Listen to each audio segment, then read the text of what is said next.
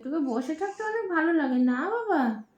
খাইতে মন চায় না, বসে থাকতেও ইচ্ছা করছে এখন, আর তার সাথে সাথে দাঁড়ানোরও ইচ্ছা করে। অত শক্তি লাগাতে হবে না, বসো বসো বসো, সুন্দর করে বসো। হ্যাঁ, সুন্দর করে বসো। হ্যাঁ, আরে বাবারি। হ্যালো এভরিওয়ান, কেমন আছো তোমরা সবাই? আশা করছি তোমরা সবাই ভালো আছো। আর আমি আর আমার বেটু আমরা দুজনে অনেক ভালো আছি। তো আজকে হচ্ছে আমি ফার্স্ট ব্লগ বানাচ্ছি আমার বেটুকে নিয়ে। তো ও সারাদিনে কী করে সেটাই আর কি বলবো। তো ফার্স্ট অফ অল তো ওর ঘুমানোর, ঘুম থেকে ওঠার এই মুহূর্তে কোনো রুটিন নেই ওর। আজকে দিয়ে ওর 1 মাস 12 দিন এজ চলছে। ঘুম থেকে ওঠে বিভিন্ন রকমের ধরনের সাউন্ড করে টোরে। আর ও সারাদিনে 3-4 বার করে ড্রেস চেঞ্জ করা হয়। আর আমি আয়নার সামনে বসে আর কি হেয়ার স্ট্রেট করছিলাম। তো ব্যাস স্ট্রেট করলাম, আমার চুলটাও কী যে শান্তি লাগছিল। মা নিয়েছিল তখন আমার বাবুকে, সেই জন্য আর কি স্ট্রেটটা করতে পারলাম। আর নিজেরই কি ভালো লাগছিলো, চুলগুলো অনেক বড় হয়ে গেছে আমার আর কি। আর যাই হোক, এখন মা হয়েছি, মাথা তো এখন খোপা করে রাখতেই হবে, কিছু করার নেই। এটা ছাড়া এখন কোনো হেয়ার স্টাইলই আর মানে করা যায় না, নাহলে চুল ছিঁড়ে একাকার অবস্থা করে দেয় আর কি ধরে নিয়ে। বাড়িতে এখন বাবার আসা যাওয়া লেগেই থাকে, নাতির জন্য মন এইখানেই পড়ে থাকে। আগে সপ্তাহে বা 10 দিনে একবার আসলে এখন প্রায় প্রতি সপ্তাহেই আসে।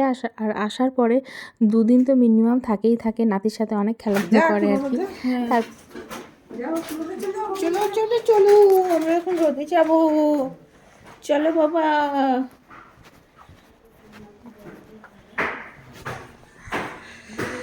এই দেখো মাসি আসে, মাসি।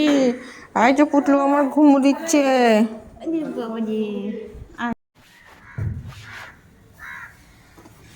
এটা কে গো বেটু? ওইদিকে কে আছে? ধলু আছে ওখানে? তোমরা দুজন এখানে বসে আছো শোনা? হ্যাঁ, বলে বাবালি। ছাদে তো রোদও করছে, হাওয়াও করছে। আরে বাবালি, খুব মজা না? কিন্তু রোদটা বেশ মিষ্টি, ভাল লাগছে। এদিকে মাসি নিজের ডিউটিতে লেগে গেছে। এত নখ বাড়ে তাড়াতাড়ি এদের। ও হচ্ছে নখ কেটে দিচ্ছে, আমি নখ কাটতে পারি না। আমি ওর নখ কাটার জন্য ট্রিমার নিয়েছি, বা ট্রিমার ইউজ তো করতে পারছি, কিন্তু দেখছি যে স্কিনটাও কোথাও না কোথাও একটু উঠে যাচ্ছে। তারপরে ও যখন ঘুম থেকে উঠলো, ভাবলাম ওকে একটু এক্সারসাইজ করা। এখানে ওকে টামি টাইম দিতে শুরু করেছি। এই মাস থেকে ও বেশ এনজয়ও করে। আর ওর পেট ব্যথা করলে বা পেটে গ্যাস হয়ে থাকলে সেই জিনিসটাও আর কি রিলিজ হয় অনেক, এটা দেখেছি তো। আর ঘাটটা ওঠানোর চেষ্টা করে, যদিও ও অনেকটাই ওঠাতে পারে। আমার সোনাটা এখন ব্যায়াম করছে। হ্যাঁ, ব্যায়াম করলে দেখবে মাথাটা সোজা করে আগে নেবে। মাথাটা সোজা, তারপরে তুমি পর্দা দেখবে। দেখি দেখি দেখি দেখি, মাথা সোজা এই রাখবেই না। 1 2 3, ব্যাস হয়ে গেল, ব্যায়াম করা হয়ে গেল। ওর যা যা কাজকর্ম লাইক স্নান, খাওয়া, ঘুম, পটি সব কিছু করে টোরে এখন বেশ নিশ্চিন্তে ও এখন একটু রিল্যাক্স করছে, ঘুমানোর প্রিপারেশন নিচ্ছে।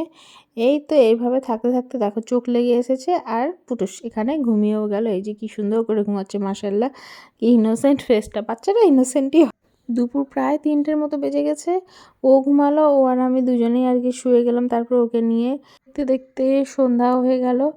আর ঘুমের আমাদের কোনো রুটিনের ঠিক ঠিকানা নেই। এই 1 ঘন্টা করে ঘুমায়, 1 ঘন্টা করে জেগে থাকে, এই চলতে থাকে সারাদিন কনস্ট্যান্ট। ওঠার পরে আবার বাবার সাথে খেলা করলো অনেকক্ষণ। তারপরে সন্ধ্যা হয়ে গেছে, তারপরে মা আজকে ভোকা পিঠা বানাবে, তাই মাসি এসেছে হেল্প করার জন্য। মাসির কোলে বেশ সুন্দর করে, মানে কিচ্ছু জানে না, এত ভোলা বাচ্চা, এরম করে শুয়েছিল। তারপরে সন্ধ্যাবেলার দিকে মোটামুটি প্রায় 7টা বাজে, 7টার সময় আমার পিসির মেয়ে আর হচ্ছে পিসির মেয়ের মেয়ে এসেছে ওর ভাইয়ের সাথে দেখা করতে। এখানে ভাইয়ের সাথে খেলাধুলা করছিল, ভাইকে কোলে নিচ্ছিল, এই সব কিছু চলছিল। মাঝে মাঝে রাগও করছিল যে ভাইকে কোলে নিচ্ছে ওর মা, এই সব কিছু চলছিল, বেশ মজাই লাগছিল তখন। আর ওদিকে বাবা চলে এসছে, ও ছোটোবেলার ছবি দেখবে নাকি। গুড নাইট ভিডিও বানায়নি বাপের সাথে। বাপ একটু হাসো।